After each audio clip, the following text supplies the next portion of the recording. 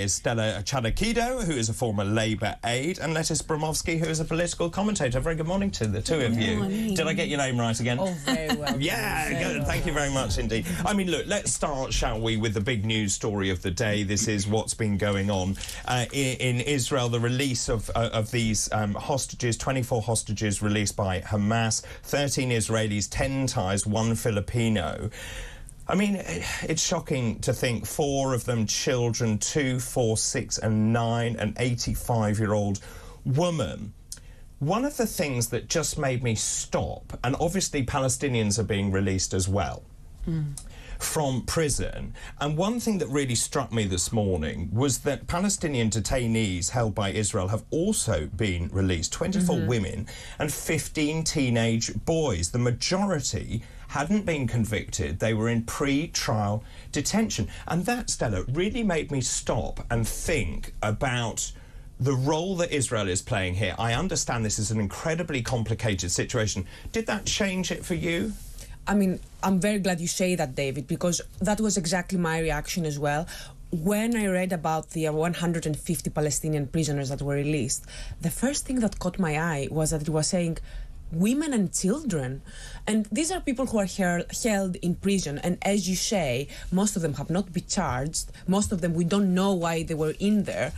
And it makes you stop and realize, okay, so there are all of these people who have been held in Israel for years and years and years, and their families have been waiting for them in Palestine. And it kind of makes you sympathize with them. Of course, I'm not saying that the other hostages, that the Israeli hostages are just as deserving of freedom, and it's a horrible, horrible situation. But it does make you realize that Israel has really been abusing some of the privileges it has been given by the international community for many years. So we had a very impassioned debate this morning, Dr. Renée and I, and Phil, the producer, this morning. Just when you look at this, Lettice, these young teenagers are accused of a range of offences, from throwing stones to attempted murder. Some have been convicted, others awaiting trial. Just in terms of that, I was just reading about one Palestinian detainee, a 16-year-old girl who was sentenced to 8.5 years in jail for a knife attack on a border police officer. So clearly there are those people who are complicit in that, who have been convicted. But does any of this make you concerned?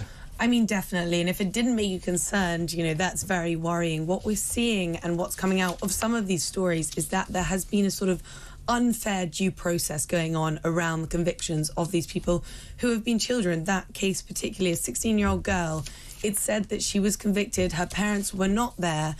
She was convicted in a language that she didn't necessarily understand at all. In fact, she didn't understand. And yet she's been there, I think, for 7 years she's been in that prison for.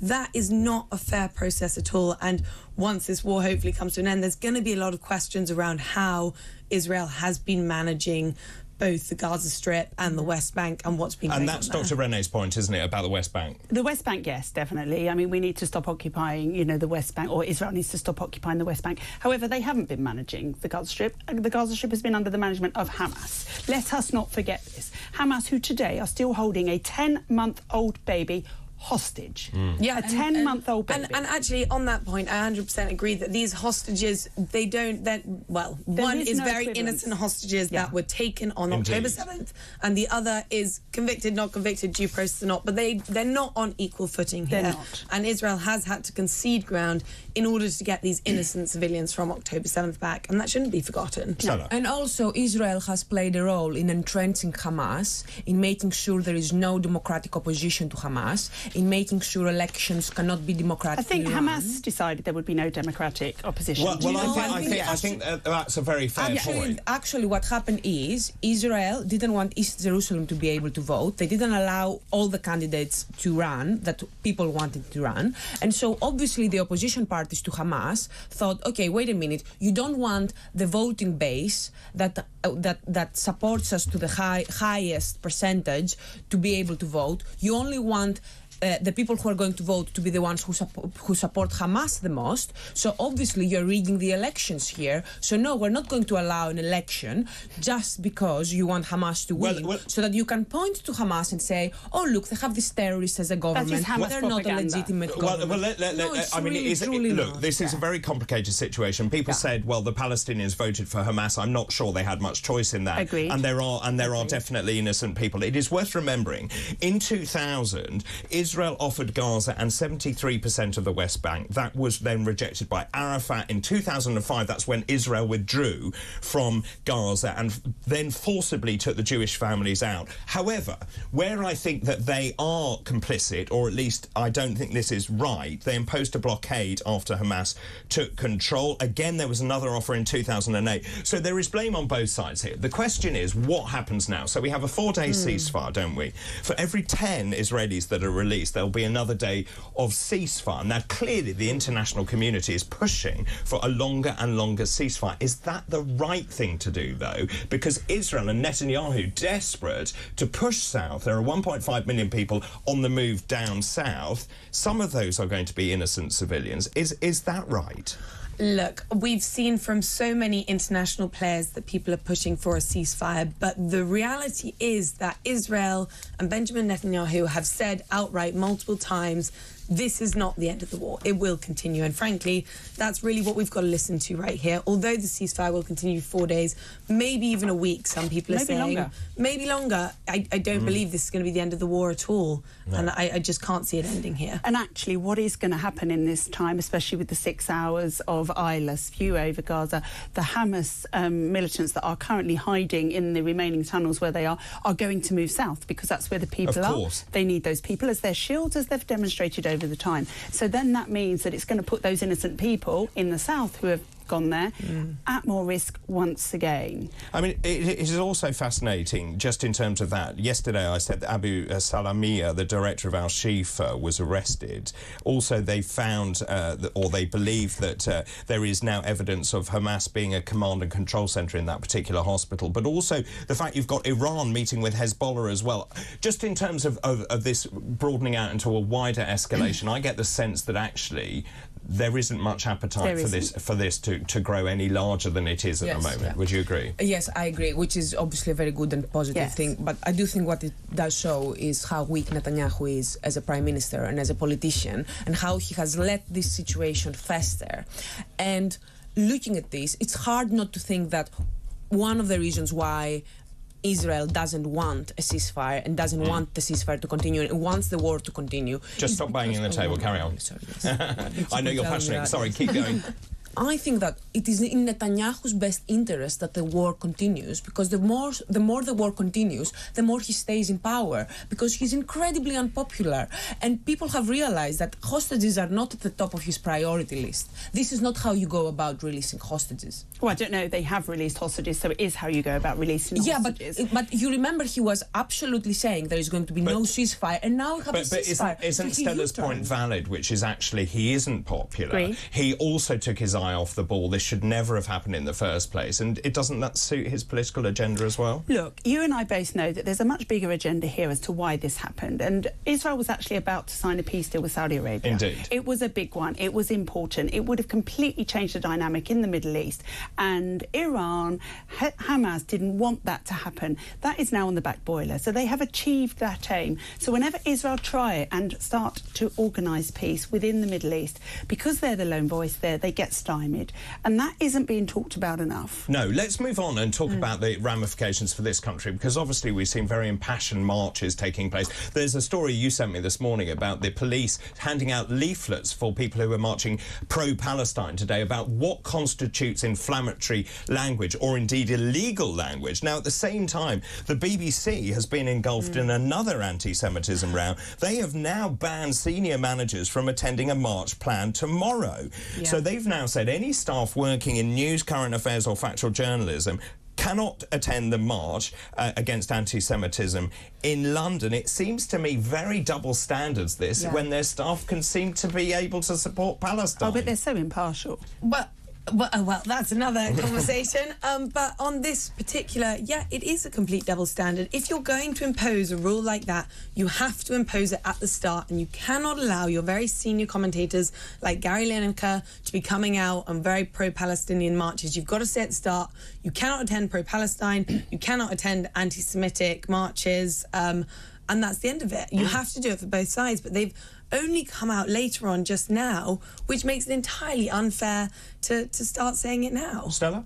I think that, firstly, I think it's important to note that this is something only for senior management and for people who have important positions. But Gary Lineker has an neutrality is very important. And that's the point, isn't it? Gary Lineker was very pro-Palestinian, and yet he wasn't really reprimanded for that, and he is in a serious position of power at the BBC. Yeah, but I think the difference here is that you are referring to an event of someone who is expressing a political opinion, and then you're referring to people going to a protest. And I think that protests have now happened. They have now. But surely all BBC staff working in news and current affairs should be banned from attending any march, I think. Either it's ban all of them or ban none of them. I don't know. I don't know whether Gary Lineker is in the same position as... No, he's not news and current affairs, I agree. But on that point, though, David's right, should they not either ban all or ban none? No, I don't think they should ban all, because I do think that banning political affiliation for employees is something that should only be done when absolutely necessary. I accept that, and I do accept that, but they've banned one. Yeah. They've banned their staff going on the anti-Semitism march tomorrow. But I believe that if there was a Palestine march as well, they would also do the same. There is one today, and they haven't issued the same guidance. Also, it comes after they've already come under a lot of fire for at first not calling Hamas terrorists. Absolutely, and even now the language is nuanced, saying the UK government deems them to be a terrorist organisation. And so that adds weight to this argument of where are the BBC actually standing? First of all, they're meant to be impartial, but they don't seem to be. Just very quickly, because time is tight before we go to a break, but just in terms of immigration, this is a massive issue. The government, as I keep saying, has been talking about illegal immigration, 44,000 that came in last year. By the way, they've let in 745,000 legally. People are absolutely livid. So we had 1.2 million people coming in, 508,000 left. They've totally lost control of migration into this country. Yeah, this has showed a continuous failure in Conservative policy over the last 10 years of promises to deliver, and we'll cut it down this, we'll cut it down that. And they just haven't. And people are at their wits' end about it. Whether it's illegal immigration or this legal migration, net migration overall, it's just outrageous. And now Rishi Sunak has come under increased pressure, not just from his backbenchers, but from within cabinet. Just as a teaser over the break, do you recognise this country? Not all the time, no. But some of the time, yes. But not in migration. I think that it is out of control. And I don't think that's a rash argument to take.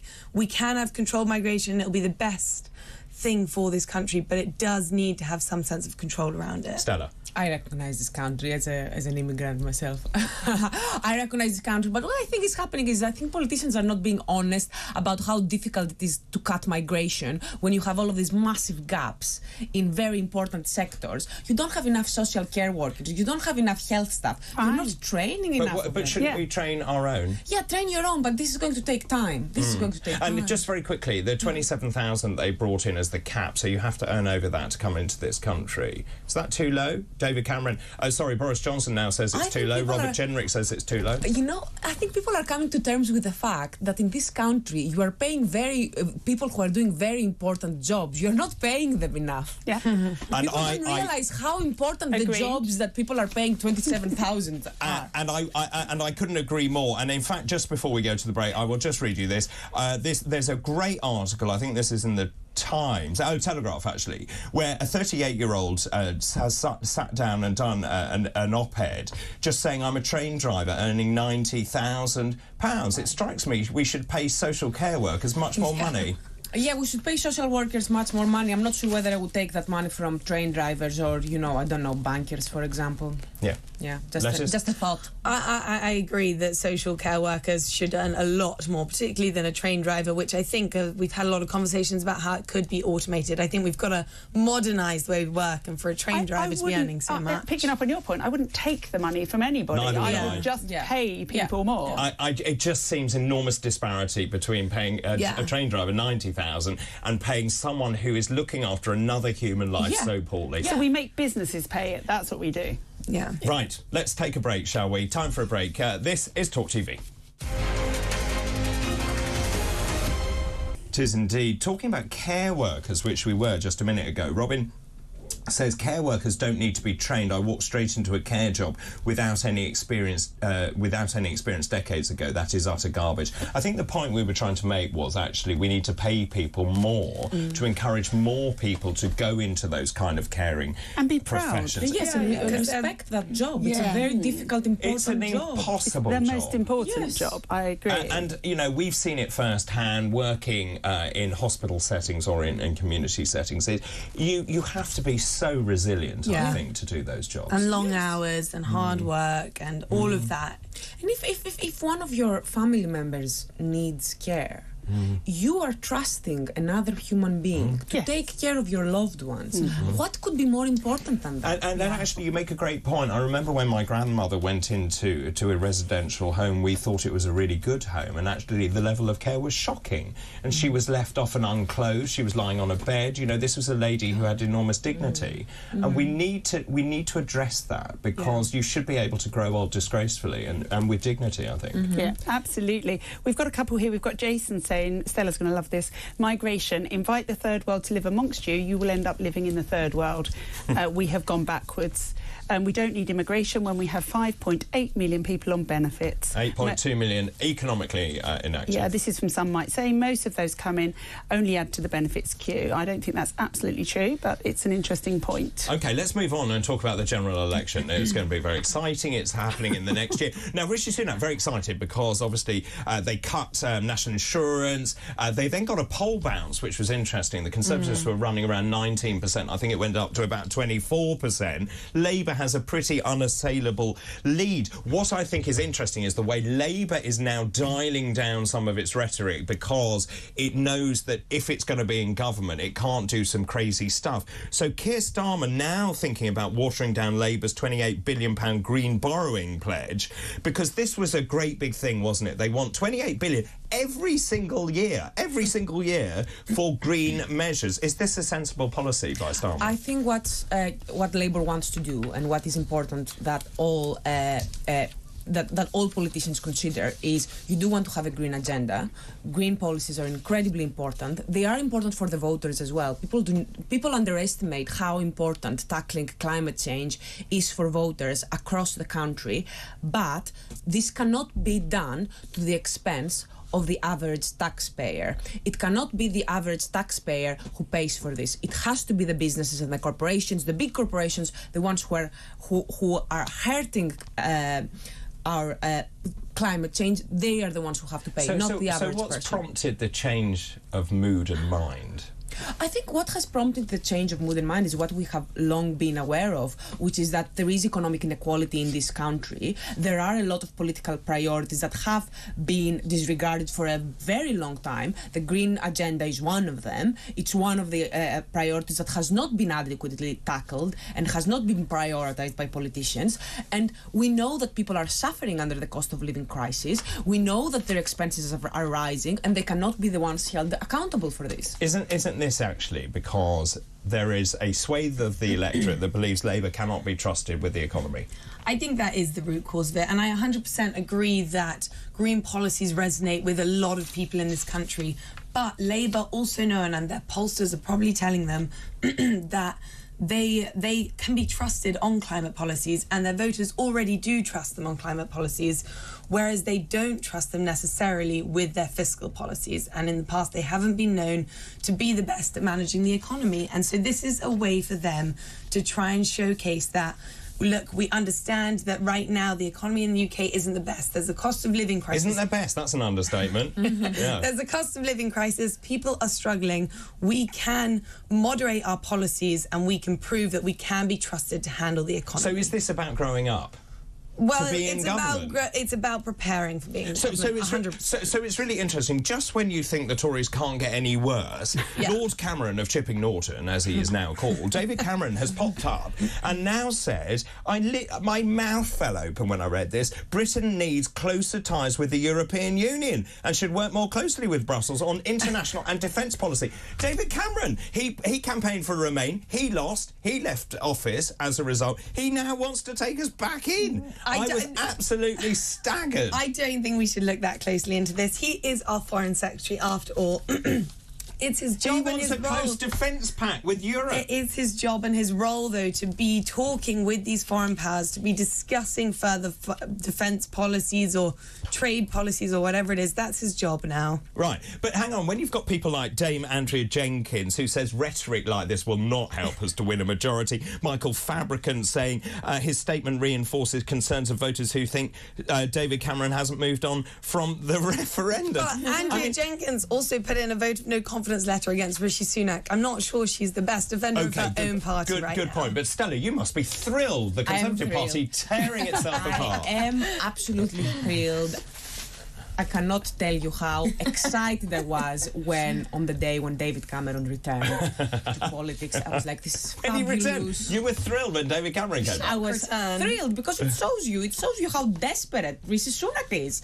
He has nothing else to offer and he has to bring back David Cameron. But I think what this shows to you is that what really confuses me with the Conservative Party under Rishi Sunak, right, is I feel like they need to decide who are you trying to satisfy? You have two polarizing voter bases and two polarizing group of MPs. Who are you most scared of? Who are you trying to appease? Who are you going to give them what they want? Basically, you can't have everything. You can't have both you can't both have the centrists being happy and the right. So that then begs the question: is the Conservative Party about to split? I think they are about to split. I don't think they will become two parties, as some people say. I do think you do have some... I do think Nigel Farage, the prospect of him and what his impact is going to be on the Conservative So I'm really pleased you brought that up because yes, the and man obviously, of the moment, yes. well, he is. I mean, look, I'm partisan, so I need to be careful here. But just the Tories are deeply nervous about Reform UK. They're very nervous about Farage being in the jungle and commanding all this airtime. And also, as one normally mild-mannered Tory MP says, the Conservative Party is totally stuffed. Look, I think in this particular scenario, it's not necessarily about Reform UK or Reform Labour, but I think the Conservatives have got themselves to such a point where it's anything but the Conservatives now, and people will be tactically voting, as we saw particularly in Tamworth by-election that's just happened, to make sure that the Conservatives don't get in. And I think Reform will take away some of those voters. Well, look at Tamworth, for example. So the voters who voted for Reform UK denied the majority to the Conservative Party. So also, Nigel Farage, never underestimate him. He was the one that brought about Brexit. Everyone said that wasn't possible. He brought down Theresa May. In terms of what he's doing now, I have no idea what he's about to do after he's finished eating unmentionable parts of animals and showing his bottom. Yes, I really, so that very wasn't prime what... ministerial. Very prime ministerial. Very good. But if you can't get any worse, here's one for you, though. Keir Starmer, right, he's now on the ascent. He believes that he's going to be the Prime Minister. What does he choose as his favourite piece of music? Ode to Joy, the anthem of the European Union. You can sing it if you like. It's a great piece of music, though, right? But there are lots of great pieces of music, Stella. Come on. Oh, you think he's doing it on purpose because he wants to look like he's being... Well, you think it was just a coincidence that he chose the piece of music that the EU have been using for 2 decades? I'm not quite sure, actually. I don't know. I really don't... I don't think he's doing it because he wants to... Well, then he's not very bright, is he? Do you know it's longer than that? It's 40 years. In the 1980s, they adopted Ode to Joy. It's one of two things. It's either deliberate or he's really clumsy. And we don't want someone clumsy as our next Prime Minister, surely. Clumsy, really. Keir Starmer, clumsy. I mean, Well, it's one or the other. Which one is it? But surely, if you had someone advising you, you'd choose any piece of music, just not that one. it's such a good piece of music. Oh, come on. Lettice, I think that's an own goal. Well, it might be a bit of an own goal, but I don't believe that he was deliberately and calculatingly dropping sort of Easter eggs for people to find about what his policy is going to be. It perhaps was a misstep, but perhaps the guy just really likes the song. Like, let's not look so deep into every little thing. No, maybe not. But he could have chosen anything else. He could have chosen Wagner. He could have chosen a Wesleyan hymn. But he could have chosen. Particularly, the song reminded him of when the Berlin Wall fell, and he was just starting out as a lawyer, and it was a great time to be alive. And right.